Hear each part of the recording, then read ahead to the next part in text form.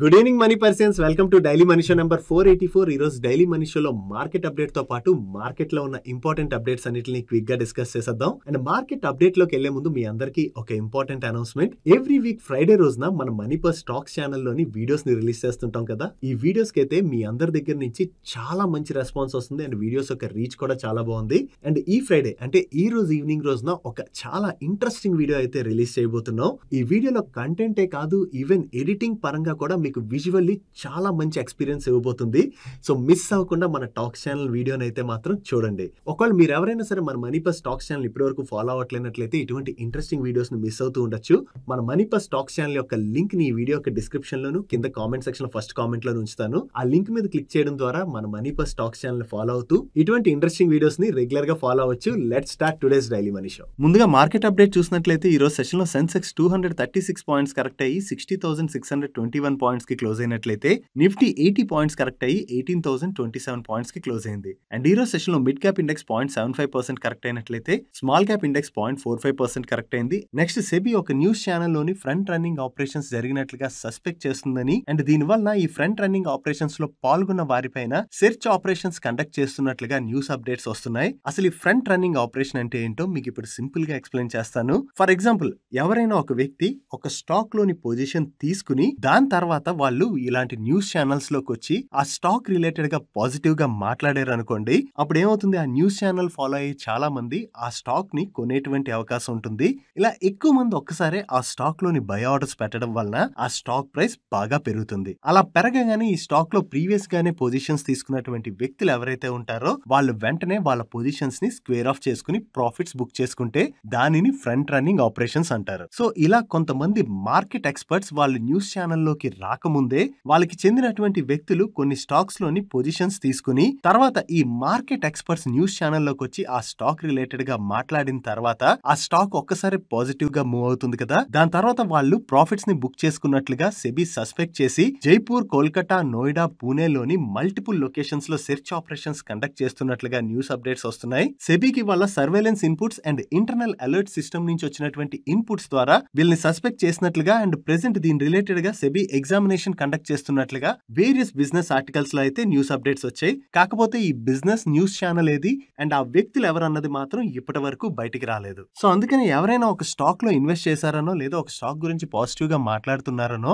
మనం బ్లైండ్ గా ఆ స్టాక్స్ లో ఇన్వెస్ట్ చేసే కన్నా ఫస్ట్ ఆఫ్ ఆల్ ఆ కంపెనీ యొక్క బిజినెస్ ని అర్థం చేసుకుని వాళ్ళ నెంబర్స్ గ్రో అవుతున్నాయా లేదా ఆ ఇండస్ట్రీలో ఎటువంటి మూవ్మెంట్ ఉన్నది అండ్ ఇండస్ట్రీలో వాళ్ళ పియర్స్ తో కంపేర్ చేస్తే ఆ కంపెనీ ఎలా పెర్ఫార్మ్ చేస్తుంది, ఇలాంటివన్నీ కూడా చెక్ చేసుకుని మనకి కంప్లీట్ గా ఆ కంపెనీ గురించి అర్థమైన తర్వాతే అప్పుడు మన ఇన్వెస్ట్మెంట్ డిసిషన్ తీసుకోవడం బెటర్. లేదంటే ఇటువంటి మోసాలకి మనం కూడా గురయ్యేటువంటి అవకాశం ఉంటుంది. నెక్స్ట్, రష్యా ఉక్రెయిన్ మీద వార్ స్టార్ట్ చేసిన దగ్గర నుంచి రష్యా పైన యుఎస్ తో పాటుగా యూరోపియన్ కంట్రీస్ అన్ని కూడా వివిధ రకాల శాంక్షన్స్ విధించడం జరిగింది. అంటే ఏంటంటే రష్యా నుంచి వాళ్ళు ఎటువంటి ప్రొడక్ట్స్ ని కూడా ఇంపోర్ట్ చేసుకోరన్నమాట. సో ఇలా చేసుకోకపోవడం వల్ల రష్యాలోని క్రూడ్ ఆయిల్ నిల్వలు పెరిగాయి అండ్ మన ఇండియా రష్యా పైన ఎటువంటి శాంక్షన్స్ విధించలేదు కాబట్టి మన ఇండియాకి రష్యా వాళ్ళు కొంత డిస్కౌంట్ లోని క్రూడ్ ఆయిల్ ని ఆఫర్ చేయడం జరిగింది. సో దాంతో మనకి రష్యా నుంచి క్రూడ్ ఆయిల్ డిస్కౌంట్ లో దొరుకుతుంది కాబట్టి మన ఇండియా అప్పటి నుంచి ఎక్కువగా రష్యా నుంచి క్రూడ్ ఆయిల్ ని ఇంపోర్ట్ చేసుకోవడం మొదలు పెట్టింది. ఈ డిసెంబర్ మంత్ లోని మన కంట్రీ రికార్డ్ లెవెల్లోని 1.2 million barrels per day crude ని ఇంపోర్ట్ చేసుకుంది. డిసెంబర్ లోనే ఇది రికార్డ్ లెవెల్లో చేశారంటే ఈ జనవరిలో ఏకంగా అది 1.7 మిలియన్ బ్యారెల్స్ పర్ డే కి పెరగడం జరిగింది. సో మనం ఈ క్రూడ్ ని అక్కడి నుంచి ఎందుకు ఎక్కువగా ఇంపోర్ట్ చేసుకుంటున్నాం అంటే మనకి రష్యా క్రూడ్ కొంచెం డిస్కౌంట్ లో దొరుకుతుంది కాబట్టి. Now US and European countries Russia పైన ఆంక్షలు విధించడం వలన రష్యా నుంచి క్రూడ్ ని ఇంపోర్ట్ చేసుకోవట్లేదు కదా. కానీ యుఎస్ కి అయితే రిఫైన్డ్ పెట్రోలియం ప్రొడక్ట్స్ కావాలి, బట్ వాళ్ళు రష్యా నుంచి ఇంపోర్ట్ చేసుకోలేరు. సో అందుకని యుఎస్ ఏం చేస్తుందంటే ఇప్పుడు ఈ రిఫైన్డ్ పెట్రోల్ ప్రొడక్ట్స్ ని మన ఇండియా నుంచి కొనుక్కోవడం మొదలు పెట్టింది. సో ఇది ఎలా అయిందంటే ఇంతకు ముందు యుఎస్ డైరెక్ట్ గా రష్యా నుంచి కొనుక్కునేది, బట్ కానీ ఆ రష్యా నుంచి మన కంట్రీకి వచ్చి మన కంట్రీ నుంచి అగైన్ యుఎస్ కి వెళ్తున్నాయి. ఫైనల్లీ దీని వలన మన కంట్రీ లాభపడుతుంది బికాస్ యుఎస్ మన కంట్రీ నుంచి ఆ రిఫైన్డ్ ప్రొడక్ట్స్ ని కొంటుంది కాబట్టి. అండ్ యుఎస్ వాళ్ళు మన కంట్రీలో ఉన్నటువంటి Reliance energy and Nayara energy దగ్గర నుంచి ఎక్కువగా ఈ రిఫైన్డ్ ప్రొడక్ట్స్ ని ఇంపోర్ట్ చేసుకుంటున్నాయి. సో అల్టిమేట్ గా ఇది మన ఇండియాలో ఉన్నటువంటి కంపెనీస్ కి బెనిఫిట్ అవుతుంది అండ్ అంతేకాకుండా ఇది మన కంట్రీకి కూడా ఒక రకంగా బెనిఫిట్ అయింది. నెక్స్ట్ ఈ రోజు సెషన్ లో heritage food stock nearly 50% correct అయినట్లుగా కనపడుతుంది.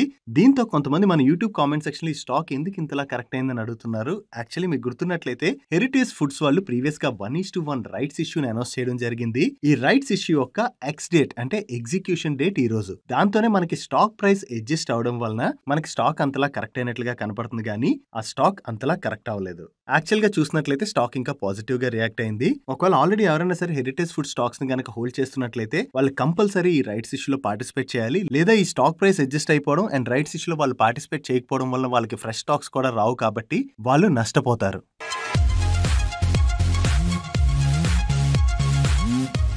Next coming to this week's Friday fun. Last week Friday fun లో భాగంగా మిమ్మల్ని మన ఇండియాలో ఉన్నటువంటి వెజిటేరియన్ క్రోకోడైల్ నేమ్ తెలుసా అని అడిగాను.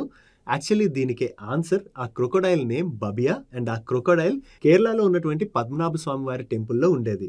రీసెంట్ గానే ఆ ముసలి చనిపోవడం కూడా జరిగింది. And coming to this week Friday fun, పొద్దున లేచిన దగ్గర నుంచి రాత్రి పడుకునే వరకు కూడా ఎవరైనా సరే మొబైల్ ఫోన్తోనే ఎక్కువగా టైం గడుపుతున్నారు కదా ఈ మధ్యన. సో ఈ మొబైల్ ఫోన్ని అసలు ఫస్ట్ ఎవరు ఇన్వెంట్ చేశారు? మీకు దీనికి ఆన్సర్ తెలిసినట్లయితే కింద కామెంట్ సెక్షన్ లో కామెంట్ చేయండి, లేదా నెక్స్ట్ వీక్ డైలీ మనీ షోలో మీకు ఆన్సర్ని షేర్ చేస్తాను. నెక్స్ట్ L&T టెక్నాలజీస్ వాళ్ళు వాళ్ళ Q3 నెంబర్స్ రిలీజ్ చేశారు. వీళ్ళ రెవెన్యూస్ లో ఇయర్ ఆన్ ఇయర్ లో 21.4% గ్రోత్ డెలివర్ చేసినట్లయితే క్వార్టర్ ఆన్ క్వార్టర్ లో 2.7% గ్రోత్ డెలివర్ చేశారు. ఈవెన్ ఎబిటాలో కూడా ఇయర్ ఆన్ ఇయర్ లో చూసినా క్వార్టర్ ఆన్ క్వార్టర్ లో చూసినా మంచి గ్రోత్ డెలివర్ చేయడం జరిగింది. నెట్ ఇన్కమ్ లో ఇయర్ ఆన్ ఇయర్ లో 22% గ్రోత్ డెలివర్ చేసినట్లయితే క్వార్టర్ ఆన్ క్వార్టర్ లో 7.5% గ్రోత్ డెలివర్ చేశారు. కమింగ్ టు మార్జిన్స్, వీళ్ళ ఎబిటా మార్జిన్స్ లోని ఇయర్ ఆన్ ఇయర్ లోని ఇంపాక్ట్ కనపడుతుంది. But quarter on quarter basis లో మాత్రం వీళ్ళ ఎబిటా మార్జిన్స్ ఇంప్రూవ్ అయ్యాయి. అండ్ నెట్ ఇన్కమ్ మార్జిన్స్ లో ఇయర్ ఆన్ ఇయర్ లో చూసినా క్వార్టర్ ఆన్ క్వార్టర్ లో చూసినా మంచి ఇంప్రూవ్మెంటే కనిపిస్తుంది. ఆన్ ఫేస్ ఆఫ్ ఇట్ చూసినట్లయితే రిజల్ట్స్ బాగానే ఉన్నాయి కదా. బట్ కానీ ఈ రోజు సెషన్ లో స్టాక్ లో ప్రెషర్ చూసాం. దానికి 2 రీజన్స్ ఉన్నాయి. దానిలో ఫస్ట్ రీజన్ ఈ క్వార్టర్ లోని వీళ్ళ ఆపరేటింగ్ రెవెన్యూ లో గ్రోత్ కన్నా కూడా other income last year same quarter తో కంపేర్ చేసిన ప్రీవియస్ క్వార్టర్ తో కంపేర్ చేసిన బాగా పెరగడం వలన వీళ్ళ ప్రాఫిట్ లోను అండ్ అలాగే మార్జిన్స్ లోను మనకి ఇంప్రూవ్మెంట్ కనిపిస్తుంది. బట్ ఈ అదర్ ఇన్కమ్ ని తీసి చూసినట్లయితే వీళ్ళ ఆపరేటింగ్ రెవెన్యూలో అయితే క్వార్టర్ ఆన్ క్వార్టర్ లో అంత పెద్ద గ్రోత్ అయితే డెలివర్ చేయలేదు. ఈవెన్ దీంతో పాటు మరొక రీజన్ కూడా ఉన్నది. ఇప్పటి వరకు ఏవైతే mid cap IT stocks results announce చేశాయో అవన్నీ కూడా కొంచెం బెటర్ నెంబర్స్ ని పోస్ట్ చేయడం జరిగింది. బట్ వీళ్ళు ఎక్స్పెక్టెడ్ కన్నా కూడా కొంచెం వీక్ నెంబర్స్ ని డెలివర్ చేయడంతో ఈ రిజల్ట్స్ వచ్చిన తర్వాత స్టాక్ లో ప్రెషర్ చూసాం. Coming to segment wise numbers, వీళ్ళు ట్రాన్స్పోర్టేషన్, ఇండస్ట్రియల్ ప్రొడక్ట్ సెగ్మెంట్స్ యొక్క రెవెన్యూస్ లోని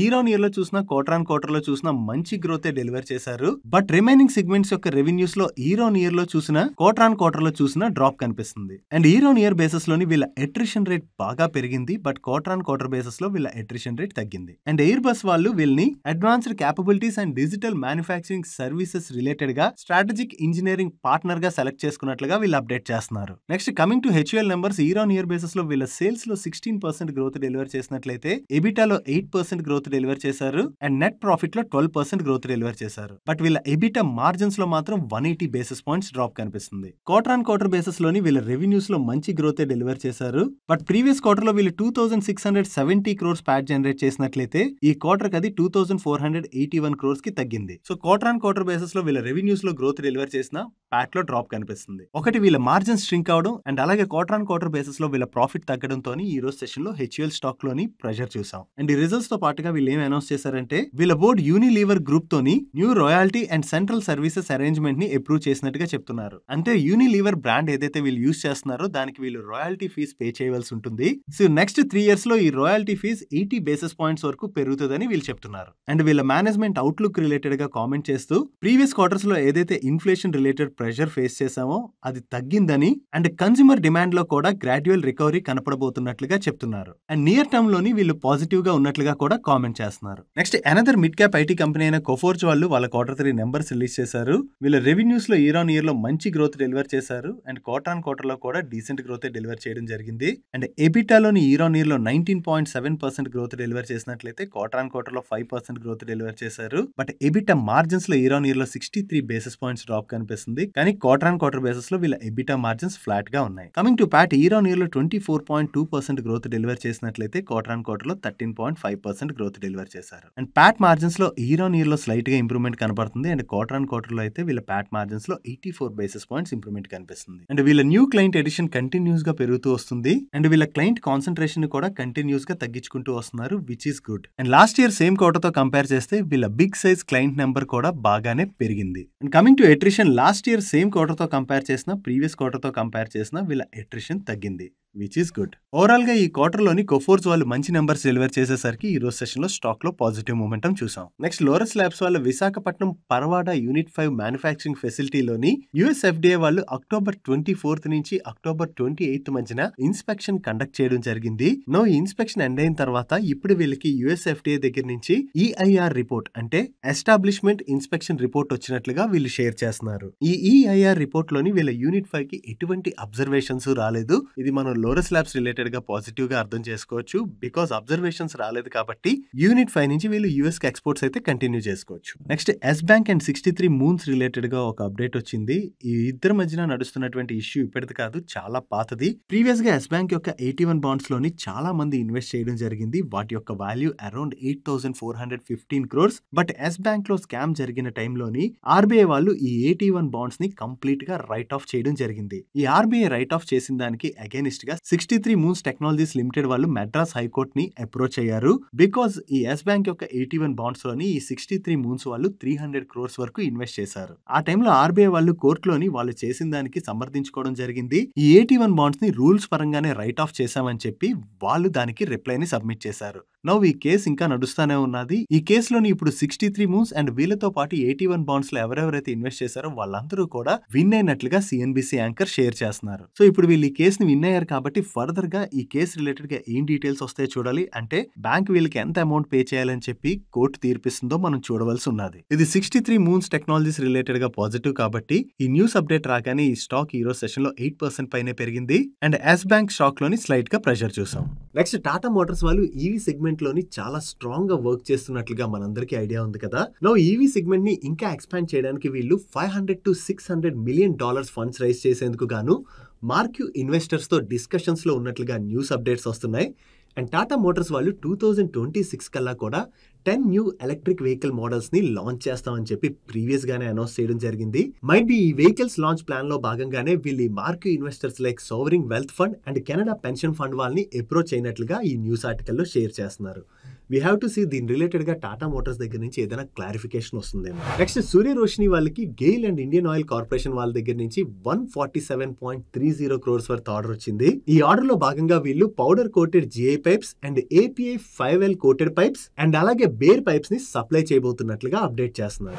నెక్స్ట్ నిన్న మన ministry of road transports and highways వాళ్ళ దగ్గర నుంచి ఒక ఇంపార్టెంట్ అనౌన్స్మెంట్ వచ్చింది. 2023 April 1 నుంచి ఏవైతే central and state government vehicles 15 years భయపడి ఉంటాయో వాటన్నిటిని కూడా వెంటనే స్క్రాప్ చేయాలని అండ్ అలాగే వాటి రిజిస్ట్రేషన్స్ ని కూడా క్యాన్సిల్ చేయాలని చెప్పి అనౌన్స్మెంట్ ఇచ్చారు. సో ఈ అనౌన్స్మెంట్ మనం motor vehicle companies like Tata Motors, Ashok Leyland తో పాటుగా ఎలక్ట్రిక్ బస్సెస్ ని సప్లై చేసేటువంటి ఎలక్ట్రా గ్రీన్ అండ్ JBM ఆటో లాంటి వాళ్ళ రిలేటెడ్ గా కూడా పాజిటివ్ గా అర్థం చేసుకోవచ్చు. ఎందుకంటే గవర్నమెంట్ ఈ పర్సనల్ అండ్ కమర్షియల్ వెహికల్స్ అన్నిటిని కూడా స్క్రాపేజ్ కి ఇచ్చేసినట్లయితే కొత్త వెహికల్స్ ని కొనేటువంటి అవకాశం ఉంటుంది కదా. సో ఈ కొత్త వెహికల్స్ ని వీళ్ళు వేరియస్ ఆటో కంపెనీస్ నుంచి కొనేటువంటి అవకాశం ఉంటుంది. దీంతో ఈ కంపెనీస్ రిలేటెడ్ గా ఈ అప్డేట్ ని మనం పాజిటివ్ గా అర్థం చేసుకోవచ్చు. కాకపోతే ఈ announcement only central and state government vehicles కి మాత్రమే వర్తిస్తుంది.